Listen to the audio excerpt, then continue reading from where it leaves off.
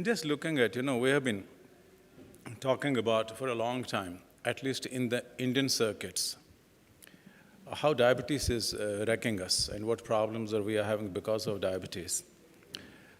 I must tell you, when I went myself to not only to the medical school, when I was doing my postdoctoral studies, in endocrinology, we never give that seriousness to diabetes because we thought it was an internist's disease and it was not a huge problem.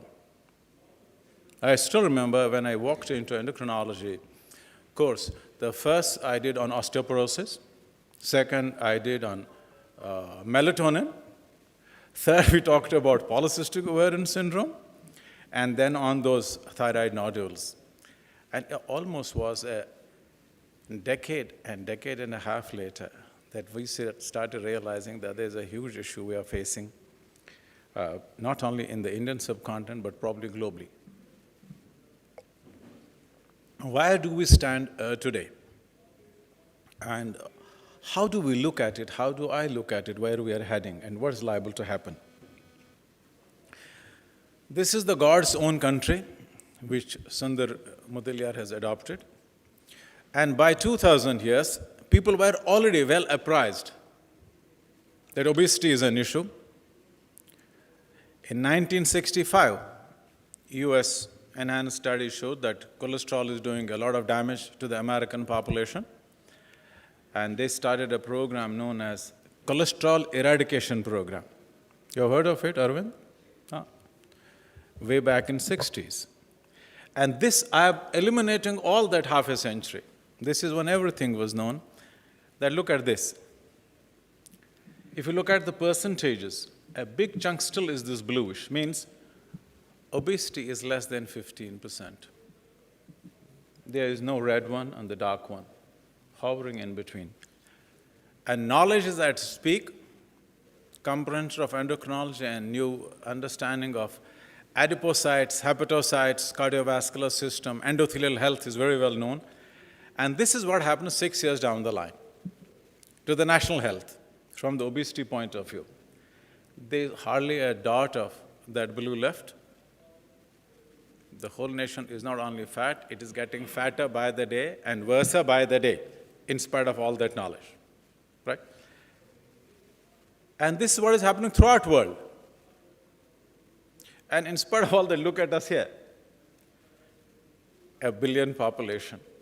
And look at US here.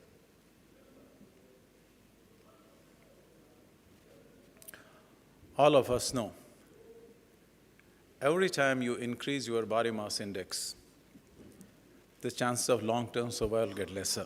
Whatever the modes and mechanisms of that, I will not elaborate on that. That is reasonably understood. There's one global group, NCD group, non-communicable diseases group. This is a global one. We are a part of it. This group looked at trends in adult mass index, not only at obesity, different mass quartiles. What is happening on this globe into different populations? This came in Lancet May issue of 1916. And this is what's really amazing, 1975, when I was in the final year of my medical school, obesity in men, we constituted 1.3% of total global pool of obese individuals. And now look at it here. It has gone up, but not as bad as here, not as bad as here. Here, 7.3. But it is much bigger. In women, slightly worse here.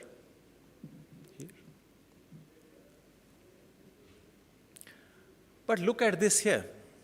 This is really awesome. Global data, Lancet. Just ponder over a minute. Men who are underweight. India, number 1. And total globe's pool of 38% of underweight people were living in India in 1975. Right? And look at it here. Today, the last dead end was 2014. 46% of the total global underweight guys are living in India. And if you look at erstwhile Indian subcontinent, India, Pakistan, and Bangladesh, world's total half population of underweight individuals is living in this part of the world. So total polarity of this, the whole thing is not same, the whole thing is not symmetrical. That was in men, this is in women. Same thing happening, but amazingly, there's a bit, women are slightly in potentially less malnourished in numbers than in men. A month before that, in April, the same group published a paper, how diabetes is doing. The same areas of the world. Here the data was from 1980 till 2014. Now look at it here. In 1980, when I had passed on from an undergraduate to a postgraduate, 11.9 million and 11% of the global pool of diabetics. Now look at it, 64.5 million. And this 64.5 million people is already 72 million people today, we know from the Indian data, NDAB and all that. If you look at the total, whatever happening on this globe, half the diabetics live in 5 countries. And whatever studies have been published in the last 3 decades, I think the first data was collated and published under the banner of WHO, I think in early 90s, when we started getting interested that there's a problem. 3 countries have always dominated the figures, the ultimate figures: China, India, and United States. But in terms of real numbers, it has happened predominantly in China and India. So it's happening to us, and something different. All of us know, and there's a huge data available, that there are many factors that contribute to coronary artery disease are very high in the Indian subcontinent, in spite of, you have this huge polarity of smallish obesity and not that obesity. Lot more data coming that probably underweight plays lot many tricks with us, coming from Pune only, and we've been talking about it for a long time. And we also published some fascinating data. I just remember in a journal known as eLife, which is edited by a Nobel laureate and a Nobel committee, this group, how the world's height has been doing in the last 100 years. Indians haven't grown much. The maximum growth has come in Scandinavia and in Dutch guys. That apart, now look at it, what is happening to all those factors that disturb our coronary artery disease. The whole thing taking off, just, look at this, 15 to 19 to 20, with an exponential increase. It just started appearing there. At 15, 16, 18 only. And we know from our own NDAB study, whatever form of diabetes you have, 72% have some amount of dyslipidemia, which predisposes to coronary artery disease. And there was a National Commission for Coronary Artery Disease, heart diseases, established in the early part of this century by Government of India. When I went to the medical school, I hope when Shekhar also went, this young man, including another young man sitting on his back from San Diego, the predominant heart disease we'll be talking about, we had never heard the term ischemic heart disease or coronary heart disease, rheumatic heart disease, mitral stenosis, mitral incompetence. And the distinction holder would be looked at if he says mitral incompetence, which is predominant. Mitral stenosis or mitral incompetence, there's a mild AR. Mild AR, brilliant boy. It's a distinction holder. And if everybody would diagnose a VSD, but ASD was for a distinction holder and a topper. Huh? Now today that has got stuck up. It's not. The only disease is coronary artery disease. And not only that, in just 10 years, it has doubled up. It's not only diabetes. So something is happening and something different is happening in this part of the world. We need to put our fingers. All of us know, all of us see it, Literally, ask a routine internal medicine OPD, ask a GTT to 10 people. As very rightly, Sundar excellent said, these GTTs also correlate nowhere. One, if nothing else, at least 1 hour will say comes higher up, sir, says, now you repeat it again, then 2 hours comes abnormal the next time. But this is a fait accompli that this is there, and all of us know, everything apart, it is doing a lot of damage to us. We don't know. Apart from coronary artery disease, the commonest cause of renal disease globally, and a nation like United States cannot afford it. What percentage of people will be able to afford a renal replacement therapy in the United States? As an administrator, one day I did some work. If you use all the resources of this country optimally, private or government, you can only take care of 12% of people with chronic renal disease. Once it comes down to a renal replacement potential. So that tells you volumes. Undiagnosed diabetes, I'll pass it by. Southeast Asia is leading in terms of number of people who prematurely die because of it. And huge data, IDEC data now available on that. Advance already told that there is a higher predilection of renal impairment in patients of diabetes who are of South Asian origin. Were shown in this mortality data in 1999 that infections and kidney disease continue to be major killers, because when, on the one hand, these diabetes and non-communicable disease are wrecking us, but mosquitoes are still not leaving us. So infections continue to be very common. They continue to be there. So you have a twin epidemic contaminantly going on. We repeated this study a decade later. People were living longer, but the mortality profile was same. Infections continue to be there where they were. Renal disease continued to be there where they were. In terms of healthcare expenditure, all of us know how apathetic we are, and that I'll tell you at the fag end. But this slide is extremely important. This is important. Venkat Narayan gave the student Kelly West Award, I think last year or the year before.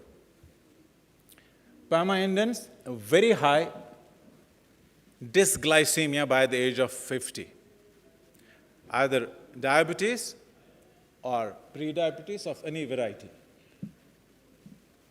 There is a card study which has just been completed, Karachi, Lahore, and Chennai. Almost the same figures by the age of 55. But look at obesity profile in PAMA Indians at the time of diagnosis, 33.7. Here, 25.7. Look at it, predominant. Sundar, we discussed it once long back. Predominant pre-diabetes, impaired glucose tolerance, fasting being okay, 2 hours being abnormal. In our population, predominant fasting on the higher side, predominant pre-diabetes. That's why, it progresses faster, because there's some problem with the beta cells. It doesn't go that conventional path. It truncates probably many stages. Nearly 2/3 of pre-diabetes, impaired glucose tolerance. Nearly 2/3 of pre-diabetes, impaired fasting glycemia. And this we had shown a decade earlier. Nobody took it. This was the first paper on comparison of IGT and IFG, the very first in the North Indian population. Look at this age, extensive study, 3 hours GTT, all those sugars, those conventional ways. IFG 18%, IGT 2.9, IFG 19.8 and 3.2. Very consistent data, again telling us that probably there's something intrinsically wrong with our beta cells, or the ways through which, whether not only that obesity has got something to do with it, or that huge population of underweight has also got something to do with it. I can't say that. As a young endocrinologist, we would hardly ever see gestational diabetes. Not that we were not looking for it. We were very focused from the word go. But then probably, the epidemiology of diabetes has changed so much in the last 2-3 decades, one. But on the other hand, the many social norms have also changed. Many girls would get married, at the age of 18, 19, 20, and the whole show would be off by the year of 25, 28. Now that show begins at 35. That show begins. I see every day a lady, Yesterday, I saw a lady while I was running for the airport. Doctor said, her EDD is next week, and she comes with a gestation diabetes to me now on the roadside. And I saw a 116-kilo lady, 37 years, man, primary. So that social transition is also giving many challenges, and these new challenges that you and me have to face. I wouldn't get into that. Prevalence of hyperglycemia in pregnancy is highest among Southeast Asians, whatever the reasons. Obesity, we have been describing in quite a few papers. It's taking off now very early. The same group published a paper in Lancet. 11th October is a World Obesity Day.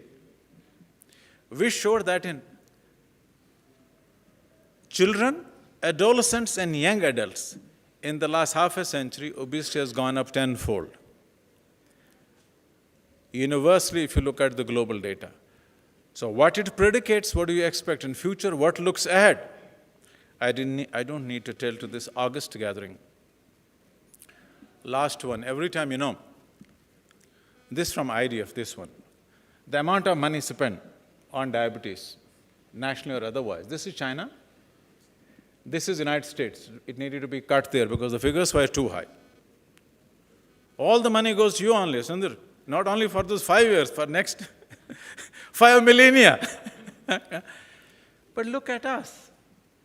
Every time, we talk about pharma doctor nexus, every time we talk about alternative medicines, we're hardly paying any attention to it at the grassroots level. Now imagine, look at Germany, which I'm convinced area-wise it's much smaller than Kashmir. Not Jammu and Kashmir, not Ladakh part of it, not Hunza part of it. I'm not starting a debate here. The current core Kashmir, much smaller than. And look at this healthcare expenditure for diabetes. So probably and that's where we are heading. Why is it relevant? We are just not taking the care the way we need to. We have an increasing problem. We have such a huge issue. We have data. We have a bipolar nation. A small little pockets fattening up. Many people getting starved. Nobody. This last paper that I showed you, that was an editor's best choice for the paper. They had written an editorial, and Mohan had also contributed to that. Average life expectancy of a female type 1 diabetic, 27 years. And on the one hand, some say, and all those highbrow women, the data shows they are obese. That's happening in pockets. So we are multiple, not only in terms of languages and areas, physiology, but basic intrinsic, the way we live. We are a heterogeneous nation, the way we live also in the same nation, in the same state. And this is what is even this this expenditure is probably only for a select population. The non-select still takes those 6 rupees that ICMR advertised a drug in the middle of the night. I told one day in Chennai last year, Deputy Director General ICMR, I said, why are you advertising this? This drug is killing people. He said, doctor, forget about it. You are such a popular doctor. People take only your medicine. This is a supplement. Deputy Director General, Indian Council of Medical Research.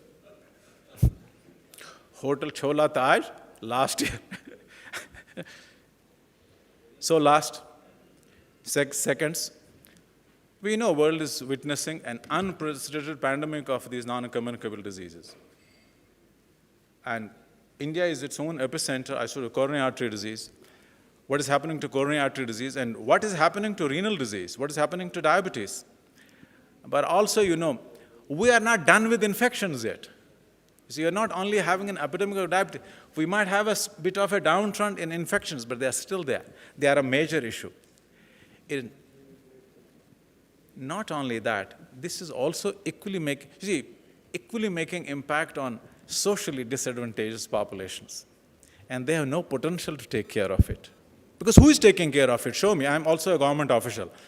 For decades also and today also.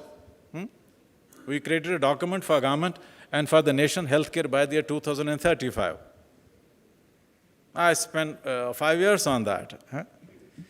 But who are the takers? I remember, one day, I was talking on this with the Department of Science and Technology, and then got a guy who was the chief guest from Chennai, who has created this ISRO, a very famous scientist, I forget his name, born and brought up in Urdu, in this Delhi.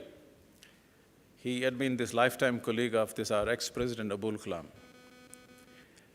He said, Dr. Hamid, you should keep on talking on the show. I was telling them this vision by 2035. Don't bother that nobody is listening to you. On an average, it takes 7 years from the mouth to the ears, on an average. And this guy's worked with Nehru also. Yeah. I couldn't contain myself. I said, for you also? He said, this nation knows no exceptions. Whether it is you or me, everybody is safe. I think probably, it really, is disheartening the way one feels this nation is going from the healthcare point of view. Even if you look at it today, when you assess a problem, you quantify a problem, you qualify a problem, then you put mechanism in place what to do about it. I see no effort in that direction. There are you can look after an individual sanity and ensure that Shekhar gets older in a healthy frame of body and mind, right? But probably a larger dictate situation looks equally dismal. Thank you so much.